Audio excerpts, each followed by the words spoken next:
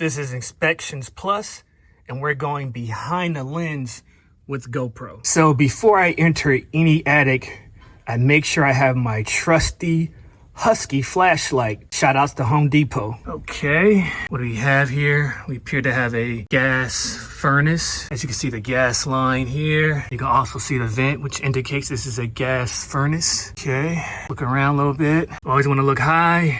You want to look low. So we have blown in insulation. You want to look for anything that could be hidden, anything misleading. You just want to make sure you watch your step if you're stepping over the attic stairs for safety purposes. Okay, got 2x4s. Everything looking good. Okay, you want to take a look in the pan. There's no water in the pan. And this is a Lennox furnace. Shout outs to Lennox, keeping us warm in the winter and cool in the summer. Looks like there's an old pipe in here, so there might have been some work done to this in the prior year. That's an indication that something's been done, so I would write that on a report. Not to say anything is wrong, but there was definitely some service done. Doesn't look like any of the truss have been adjusted.